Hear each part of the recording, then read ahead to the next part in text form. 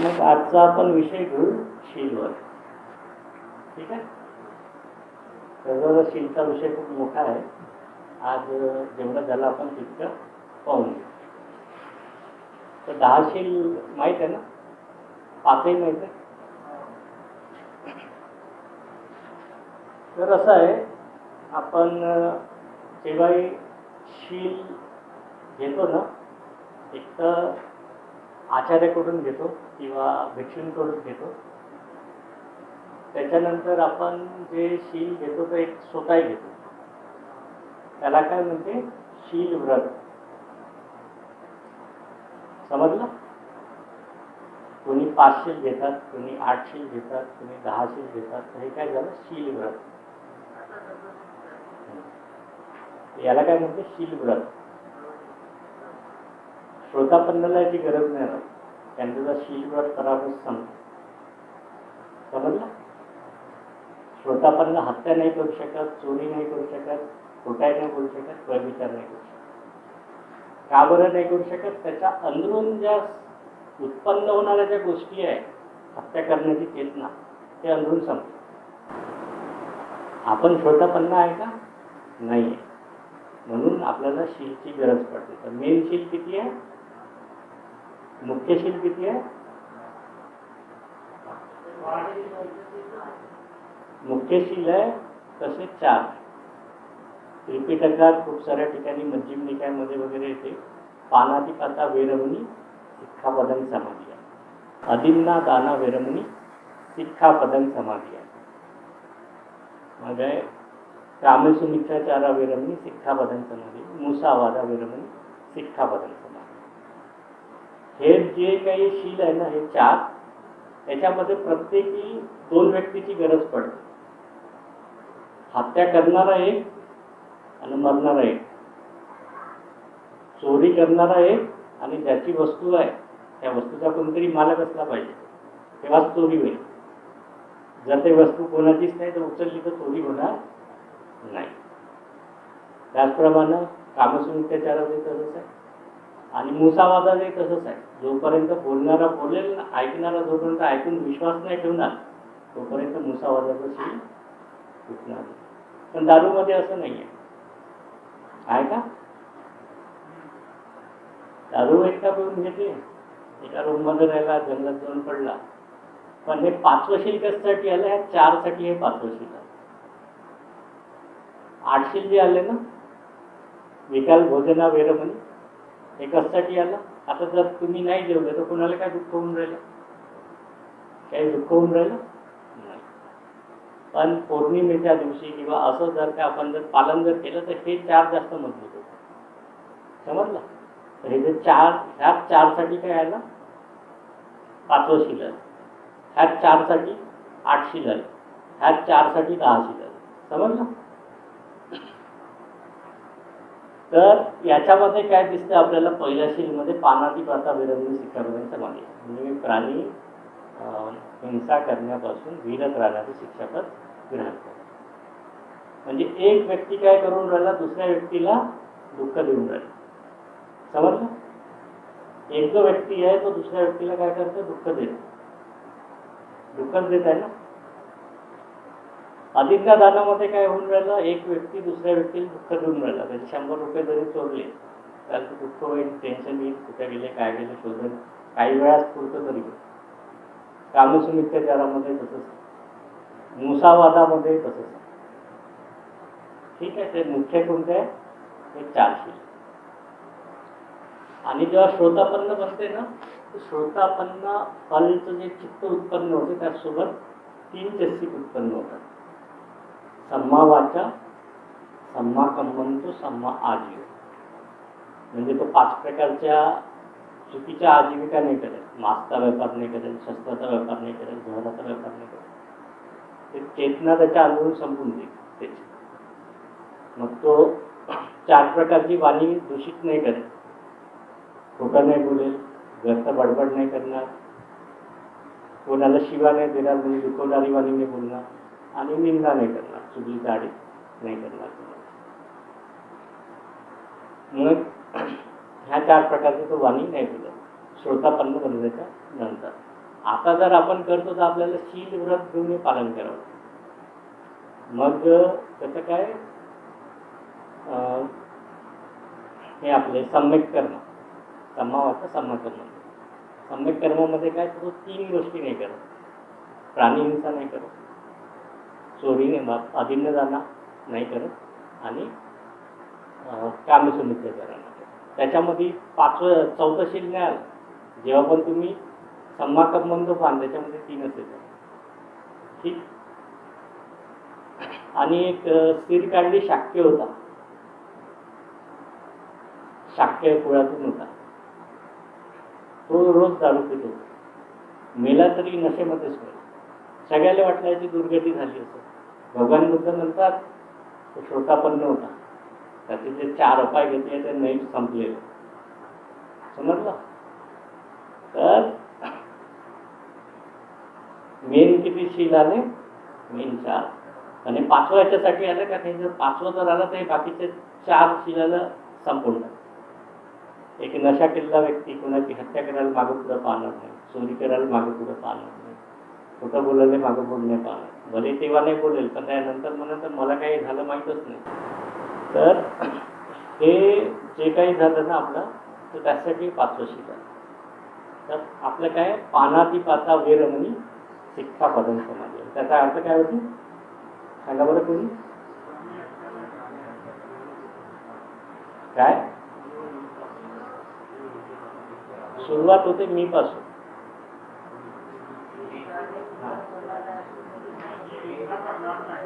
भगवान बुद्धानं म्हणलं काय तू प्राणी हिंसा नको करू. मी म्हणजे स्वतःची जिम्मेदारी स्वतः घे. स्वतःचं शिलाचं रक्षण कोणाला करायचं आहे? स्वतःला करायचं. काय पानातिपाता वेरमणी शिक्षापदं समाधी. मी प्राणी हिंसा करण्यापासून विरत राहण्याचं शिक्षापद मी ग्रहण करतो असा त्याचा म्हणजे शब्दचा पाहिजे. तर पानाती म्हणजे काय? प्राण. त्याचा अतिपात करणं म्हणजे जीव घ्यायचा. पानातिपाता वेरमणी म्हणजे विरत राहणं. शिक्षापदं असं मी शिक्षापद ग्रहण करतो हा झाला त्याचा अर्थ. तर याचे काही अंग आहे असंच नाही कुठंच शील. पहिलं अंग आहे ज्याची हत्या करायची आहे तो जिवंत पाहिजे. पहिलं अंग. दुसरं अंग झालं की ते जिवंत आहे हे मारणाऱ्याला माहीत पाहिजे. तिसरं अंग आहे की ते मारण्याची चेतना पाहिजे. चौथं अंग आहे की मारण्यासाठी प्रयत्न केले पाहिजे. 5वं अंग आहे का तो मेलाय पाहिजे. समजलं. सांगा बरं आता 5 कोणत्या गोष्टी सांगितल्या?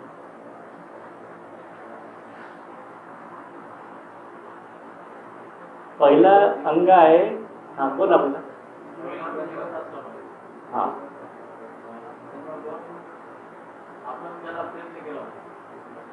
जिवंत आहे माहीत असलं पाहिजे मारणाऱ्याला.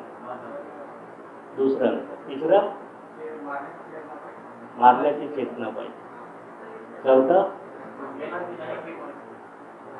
मारण्यासाठी प्रयत्न केले पाहिजे. 5वं काय? मेला.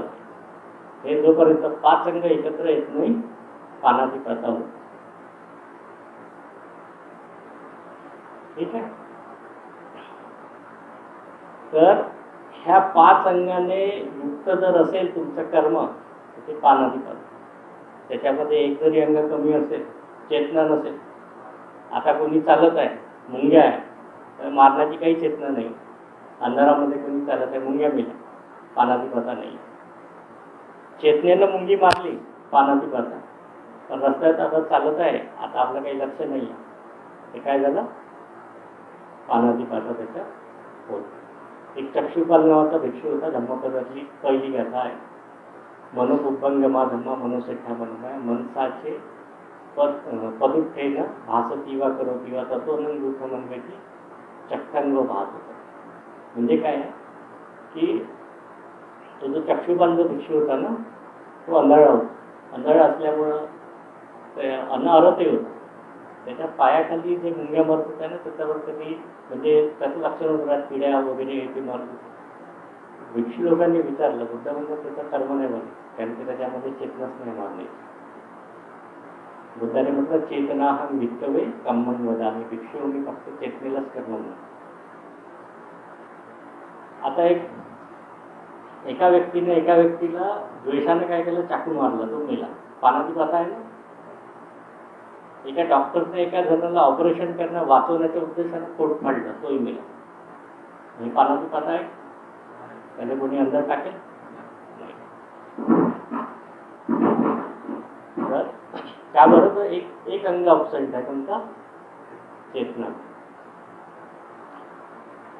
मग असं आहे की भगवान बुद्धाच्या काळामधली गोष्ट आहे. एक खूप क्रूर व्यक्ती राहतो. खूप क्रूर म्हणजे कोणाला मारायला मागं पुढं न पाहणार असं नाही का. त्यामध्ये दया म्हणजे काहीच नाही. एक वेळा एका ठिकाणी 59 चोर राहतात. 59 चोरापैकी एक चोर याला भेटते, तर हा म्हणते का मी तुमच्या याच्यामध्ये येतो, म्हणजे मला सांगा तुमच्या म्हणजे जो राजा आहे त्याला म्हणा की मला तुमच्यात घ्या, चोराच्या टीममध्ये घ्या. ते म्हणतात की ठीक आहे म्हणते, मी विचारतो. विचारल्यावर त्याचा जो राजा आहे तो म्हणते, त्याचा जो मेन आहे तो म्हणते की नाही, याला मी घेऊ नाही शकत कारण की हा खूपच क्रूर आहे. मग त्याला वापस पाठवतो. मग त्याच चोराला तो पुन्हा चोरी करण्यामध्ये मदत करते. म्हणजे आता तू डबल आणल्यावर त्याला ठेवून घेतो. एक वेळा काय करते, प्रसेनजित राजा ते सगळेच्या सगळे 60 चोर पकडते. आता एवढ्या चोराची हत्या कोण करेल, म्हणजे याचे डोकं कोण कापल. तर त्या पहिल्याला जो त्याचा मेन आहे त्याला म्हणते की तू ह्या बाकीच्या 59ला मारतो, मी तुला सोडून दे. तो म्हणते की मी नाही मारत. दुसऱ्याला म्हणते तू मार, तोही म्हणते मी नाही मारत. 59 लोक म्हणते आम्ही नाही मारत. 60वा हा राहतो. याला म्हणते तू जर मारशील तर मी तुला सोडून दे. हा म्हणते ठीक आहे मी मारतो. सर्वांचे डोके कापून राजा याला सोडून दे. मग एक वेळा पूर्व दिशेचे 500 चोर प्रसेनजित राजा पकडले. मग आता एवढे 500 लोकांना मारण कोण, पुन्हा याचा शोध करते, याला बोलवते, म्हणजे तू मार तर तुला काहीतरी मी बक्षीस दे. ठीक आहे, 500 लोकांना हा मारते. मग दक्षिण दिशेचे 500 चोर भेटते. मग आता यांना कोण मारण, पुन्हा त्याला बोलवते, म्हणजे पुन्हा मारशील तर पुन्हा तुला बक्षीस दे. हा 500 चोरांचे सगळ्यांचे डोके अलग करू. मग पश्चिम दिशेचे 500 चोर भेटतो त्याचे. मग उत्तर दिशेचे 500 चोर त्यांचे, म्हणजे 2059 लोकांना मारल्यावर प्रसेनजित राजाला वाटते की आपल्याला नेहमी याचं काम पडेल. ठीक आहे म्हणते तू नोकरीवर आजपासून. त्याच्यानंतर जेवढ्या लोकांना मारायला लावते सगळ्यांना मारते. मग जेव्हा तो म्हातारा होते तर काय म्हणते की आता तू रिटायर होऊन जा, कारण आता म्हातारा झाला, तेवढी काही शक्ती नाही. त्याच्या मनात काय राहते का मी खूप पापकर्म केलं. काय मनामध्ये खूप पापकर्म केलं. तर त्याच्यामुळं तो त्याच्या चित्तेत राहते की मी खूप पापकर्म केलं, जीवनात खूप हत्या केल्या, हे केलं ते केलं. एक वेळा सारीपुत्र भरतेची निरोध समापतीमधून उठतात. 7 दिवस कंटिन्यू ध्यान, त्याच्यामध्ये श्वास पूर्ण बंद होते, फक्त बॉडी गरम राहते. म्हणजे त्या ध्यानामध्ये श्वास वगैरे पूर्ण बंद होऊन जाते, फक्त शरीर गरम राहते बस. मग त्या 7 दिवसात त्या ध्यानावरून उठल्यावर जोही आता दान देईन त्याचं खूप पुण्य होईल. तर पाहते की मी कोणत्या दिशेने जाऊ की त्याचं पुण्य झालं पाहिजे. तर पाहतेचा हा जो आहे व्यक्ती, जो जल्लाद होता, जो हा होता जल्लाद, तर त्याचं वालं जे काय म्हणते पापकर्म जे आहे ना, म्हणजे त्याचं तो मिथ्या दृष्टीनं दुर्गतीमध्ये जाईल. त्याच्यामुळे त्याच्या घरी मी गेलो पाहिजे. त्याच्या घरी जाते तर तो भिक्षापात्र घेऊन भांडेजी उभे राहतात. तर तो बोलवते की ठीक आहे भांडेजी म्हणते तुम्ही इथंच जेवण करा माझ्याकडे. जेवण केल्यावर राहते की उपदेश दिला पाहिजे, प्रवचन दिलं पाहिजे. आता जेवणाचा कर्ज फेडायचं कसं, उपदेश दिला पाहिजे, आशीर्वाद दिला पाहिजे. आशीर्वाद त्याला उपदेश करताना काय त्याच्या काहीच लक्ष नाही राहत त्याच्यावर, काय उपदेश करत आहे त्याच्याबद्दल, त्याच्या म्हणजे त्याच्यावर काही लक्ष त्याचं लागत नाही. त्याच्या मनात हेच राहते का मी खूप पापकर्म केलं. सारीपुत्र म्हणतात की तुझं लक्ष कुठे आहे म्हणते गृहपती. तर तो म्हणते की माझं म्हणते मी खूप वाईट कर्म केले जीवनामध्ये. काय केलं तर म्हणते मी खूप साऱ्या लोकांची हत्या केली, मी प्रसेनजित राजाचा जल्लाद होतो. ते म्हणते याच्यात तुझं काहीच पापकर्म नाही झालं, हे देशसेवा झाली आणि ते तू राजाच्या म्हणण्यावर केली. मग हा खुश होते कारण की बुद्धाचा उजवा हात सारीपुत्र महाप्रज्ञावानाचा गेला. तो म्हणते की तू हत्या नाही. मग हा खुश होते. खुश असताना संध्याकाळी प्रसन्नतेमध्ये एक त्याला सांड मारून टाकतो. मेल्यावर एक खुश तर दिव्य लोकांमध्ये उत्पन्न, देव लोकांमध्ये. मग संध्याकाळी भिक्षू लोकांची चर्चा चालते की आज सारिपुत्त बनतेने कुणाला असा उपदेश दिला, मग त्याचं तो आज मरण पावला, कुठे गेला. भिक्षूंना म्हणते बुद्ध म्हणतात भिक्षूंनो काय गोष्ट चालू आहे. त्यांना बुद्धला सगळ्या गोष्टी सांगतात भिक्षू. बुद्ध म्हणतात तो दिव्य लोकात उत्पन्न झालेला. आता बुद्धाने तरी म्हणाले पाहिजे की सारिपुत्त जो चुकलं त्याचा पानातिपाता झालं, पण पानातिपाता नाही झालं. समजलं.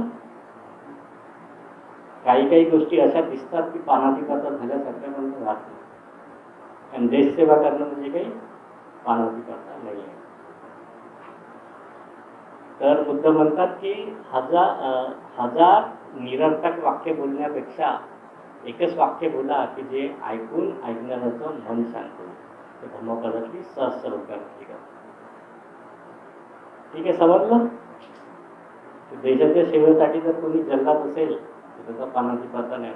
ज्या जगात जर कोणाला फाशीची सजा देत असेल तर पानातिपाता नाही. आणि पानातिपाता काही शरीरातच नाही होत. कोणी ऑर्डर देऊनही मारते, वाचनच नाही. कोणी मंत्रानं मारते, कोणी रीतिबलानं मारते, मनाने मारते. म्हणजे काया वाचत मनानं की नाही, पण जास्त तर काय नव्हतं. ठीक आहे. एक वेळा भगवान बुद्धाचं महापरिनिर्वाण घेण्याच्या वेळी चिंदचं भोजन करतात बुद्ध शेवट. चिंदचं भोजन केलं तर भगवान बुद्ध म्हणतात की आणि सुजाताची खीर हे भगवान बुद्ध भिक्षापात्रात नाही खात. चिंदचं जे भोजन आहे ते भगवान बुद्ध भिक्षापात्रात नाही. कारण की भिक्षापात्र भंडाग्राममध्ये पहिलेच दान करून टाकतात, त्यांना देऊन देतात. आणि बुद्ध म्हणतात हे फक्त हे जे सुकर्मदव आहे मी खाईल, आणि जे काही वाचलं आहे ते तुम्ही जमिनीमध्ये गाडून द्या, कारण हे दुसरा कोणी ग्रहण नाही करू शकत. महापरिनिर्वाण कोणाचं होणार आहे? एकाचंच होणार आहे. तर भोजन कोण ग्रहण करते? एकटाच करते महापरिनिर्वाण. संबोधित एकालाच प्राप्त होणार आहे. सुजाताची खीर पण एकटाच करते, दुसरा नाही. तर काय आहे, ते भोजन गाडलं जातं. आणि मग बुद्ध म्हणतात आनंदला महापरिनिर्वाण घेण्याच्या पहिले की तू चुंद त्याच्याकडे जाशील, चुंदकडे, आणि असं म्हणशील की तथागत असे म्हणत होते की तू याच्यासाठी त्याच्याकडे जाशील की भविष्यामध्ये लोक त्याला दोष देतील. चुंद तुझ्या भोजनामुळे काय झालं, तथागताचं महापरिनिर्वाण झालं. तथागताचं महापरिनिर्वाण झालं, तुझं खूप पापकर्म झालं असं लोक जाऊन त्याला म्हणतील. तू जाऊन असं म्हणतील की तथागत असे म्हणत होते की त्याचं पापकर्म नाही झालं, त्याचं खूप पुण्यकर्म झालं. तर जेवढी संबोधी प्राप्तीची सुजाताचा खीर त्याचं जे इतकं पुण्य आहे तेवढंच पुण्यकर्म चुंदच्या भोजनाचं पण. दोन्ही समान फलदायी आहे. हे स्वतः भगवान बुद्धाचे वाक्य आहे महापरिनिर्वाण सूत्रामध्ये. समजलं. कारण की त्याला माहीत नाही जर. आणि तसंही लक्षण सूत्रामध्ये आहे की ज्याच्या शरीरावर 35 लक्षण राहतात त्याची हत्या करणं कसंच संभव नाही आहे. चक्रवर्तीमध्ये राहतात ना, सम्यक संबुद्धात राहतात, त्याची हत्या होऊच शकत नाही. होण्याचा नियमच नाही. कोणी कशी नाही करू शकत. नाही जहर देऊन करू शकत, नाही शस्त्रानं करू शकत. फक्त त्या शरीरातून थोडंसं कधी रक्त निघालं तर बस तेवढंच. ठीक आहे. समजलं आहे पॉईंट? लक्षात आलं? एक वेळा असंच बिंबिसार राजा काय करते, आपले सैनिक एक छोटी तुकडी एका ठिकाणी युद्धासाठी पाठवते. ते जे सैनिक आहे ते असा विचार करतात की आपण जाऊ, आपण त्यांना मारू, हे आपल्याला मारतील, याच्यात कोण आपला काय फायदा. याच्यापेक्षा आपण भगवान बुद्धाकडे जाऊन भिक्षू बनू. भगवान बुद्धाकडे येतात प्रवज्ञा घ्यायला. भगवान बुद्धाला माहीत आहे की बिंबिसार उद्या येईल. भगवान बुद्ध सगळ्याला प्रवज्ञा देऊन देत. जसे तुम्ही प्रवचित आहे तशा सगळ्यांना देऊन देत. प्रसेनजीत बिंबिसार राजाला माहीत पडते की सैनिक तर लढाईवर गेलेच नाही. जे सैनिक लढाईवर पाठवले ते गेलेच नाही. मग ते गेले कुठं माहीत करते तर ते सगळे भिक्षू बनले. भिक्षू बनल्यावर भगवान बुद्धाकडे येते, वंदन करते आणि बुद्धांना म्हणते की जर असे सगळेच जर किंवा सैनिक भिक्षुक जर बनले तर देशाचं रक्षण कोण करणार. भगवान बुद्ध सर्वांच्या चीवर उतरवते आणि म्हणते जा पहिले आपल्या देशाचं रक्षण कर.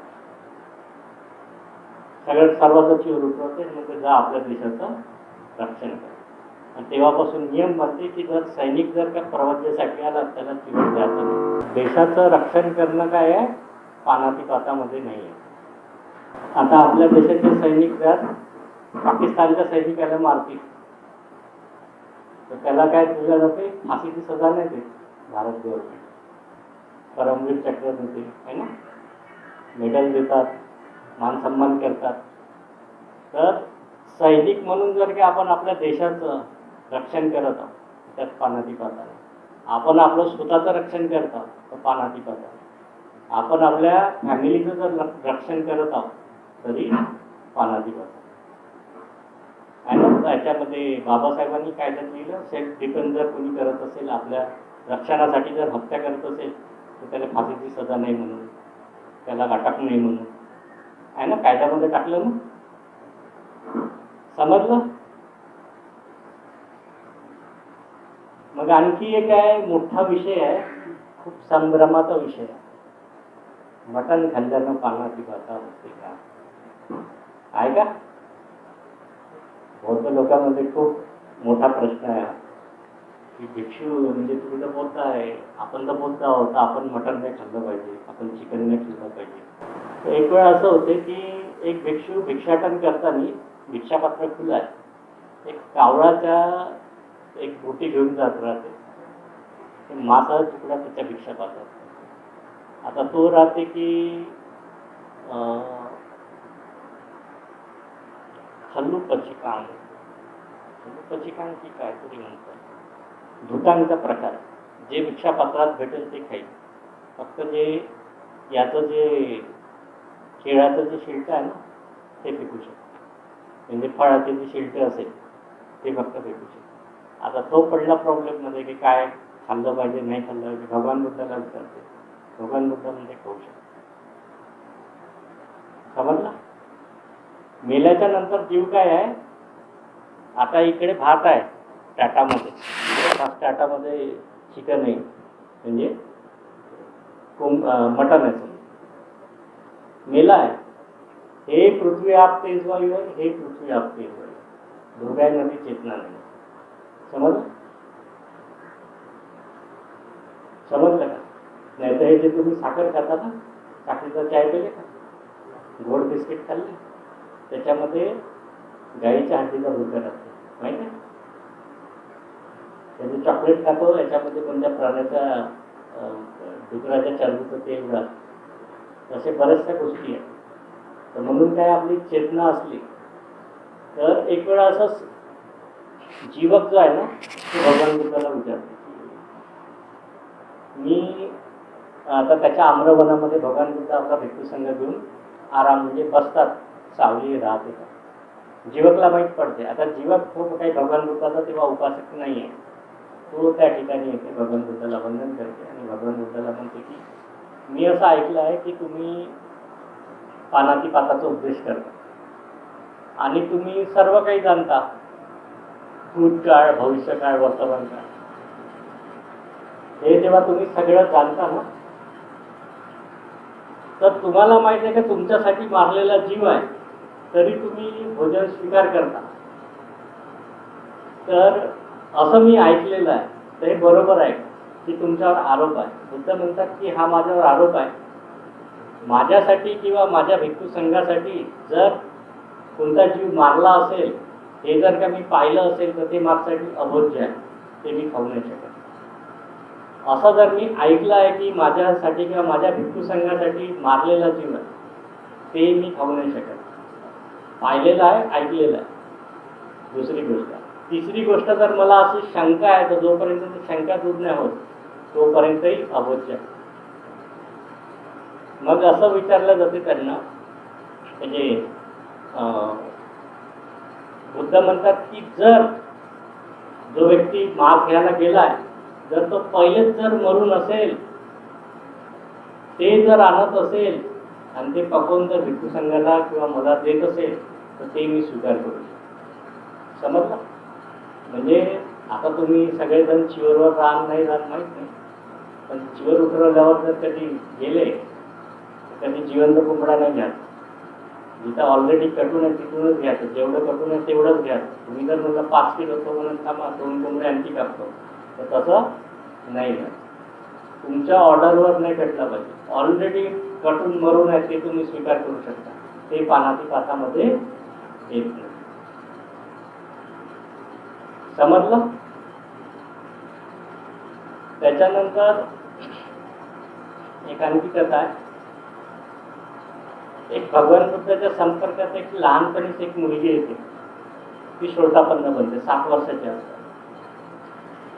मग तिचा अनेक जन्माचा जो पती आहे तो कधी भिक्षू म्हणजे मांस विकायला येते तर त्याच्यासोबत ते पळून जाते. त्यांना अनेक जन्माचं प्रेम आहे. ते वर येते तर त्याच्यासोबत ते पळून जाते तर मग त्याच्यासोबत जंगलामध्ये राहते. जंगलामध्ये राहिल्यावर तिच्यापासून 7 मुलं होतात. 7ही मुलाचे लग्न होते तर 7 सुना पण राहतात. तर भगवान बुद्ध ज्ञानाने पाहतात, करुणा समापत्ती ज्ञानाने, की आता धम्म भेटण्याची कुणाला वेळ आली. आता अंगुलीमालची जेव्हा आली तेव्हाच बुद्ध त्याच्याकडे गेले, त्याच्या पहिले नाही गेले. तर पाहते की आता ह्या तिचा पती आणि 7 मुलं आणि 7 सुनाचा काय धम्म भेटण्याची वेळ आहे. भगवान बुद्ध ज्या दिशेनं तो जंगलामध्ये जाणार आहे त्या दिशेनं बुद्ध जाऊन थांबतात. तर याला दिसते तर बुद्ध आहे हा लक्ष नाही देत आणि जंगलात जाते. याला शिकार नाही मिळत. तर वापस येताना पाहते की याच्या हा दिसला हा अपशकुनी आहे म्हणूनच मला आज शिकार नाही भेटली. म्हणून तो काय करते भगवान बुद्धावर बाण उचलते आणि तसाच थांबते. त्याला सोडातही समजत नाही ना खाली ठेवायचंही समजत नाही. का सटकून जाते. मग वडील नाही आले. सगळे 7च्या 7ही मुलं घरी येतात. त्याची जे पत्नी आहे ते म्हणते की वडीलला म्हणजे तुझे पप्पा आले वडील आले नाही तर म्हणजे तुम्ही जा. तर 7ही भाऊ जातात तर पाहते की आपले वडील थांबून नाही काहीच नाही करून राहिले. मग हा काहीतरी मायावी असला पाहिजे म्हणून ते 7ही जण भगवान बुद्धावर बाण उचलले. ते तसेच थांबून जातात. मग हे पती घरी नाही आला आणि मुले घरी नाही आले म्हणून ती पत्नी आणि त्याच्या ज्या 7 सुना आहेत ते सगळ्या जंगलात जातात. मग ते जशी पाहते भगवान बुद्धाकडे ते म्हणते की हे तुझे हे माझे धर्मपिता आहे, तुम्ही क्षमा मागा. तर मग जेव्हा त्याच्या मनात क्षमाची भावना येते तेव्हा ते हालतात, तेव्हा ते बाण ठेवतात आणि भगवान बुद्धाच्या उपदेशानं सगळेचे सगळे श्रोतापन्न होतात. मग भिक्षू लोक असं विचारतात की ती तर श्रोतापन्न होती ना त्याची पत्नी. जेव्हा त्याची पत्नी जेव्हा श्रोतापन्न होती तर तेच तर त्याला बाण देत होती, चाकू देत होती हत्या करायसाठी. श्रोतापन्न तर हत्या करत नाही. मग हे कसं काय? बुद्ध म्हणतात ते पत्नीचा धम्म म्हणून देते. पत्नीचं जे कर्तव्य म्हणून काय करते ती त्या वस्तू देते, मारण्यासाठी नाही. समजलं? जर मारण्यासाठी दिलं असतं तर पानातिपाताला थोडा दोषी नाही लागला. तर 3 गोष्टीनं आपलं पानातिपाताचं शील चांगलं राहतं, म्हणजे शुद्ध राहतं. एक स्वतः हत्या करत नाही, कोणाला हत्या करायची प्रेरणाही देत नाही. आणि कोणी हत्या केली, आपल्या बाजूचा व्यक्ती कोणी हत्या केली, आपला त्याच्यासोबत झगडा असेल, आपण म्हणू का खूप चांगलं झालं तो मेला. तर शील काय तुमचं शुद्ध नाही, तुटलं तर नाही पण पहिलेसारखं शुद्ध नाही. किंवा जर त्याला कोणी मारलं, आपण नाही जरी बोललो पण मनामध्ये खूप खुश जरी झालो तर ते पानातिपाताचं इनडायरेक्ट काय झालं समर्थन झालं. तर शील तुटलं नाही पण शील पाहिजे तेवढं शुद्ध पण नाही. समजलं? तर पानातिपाता वीरमणी शिक्षापद आणि समाधी याचा अर्थ समजला.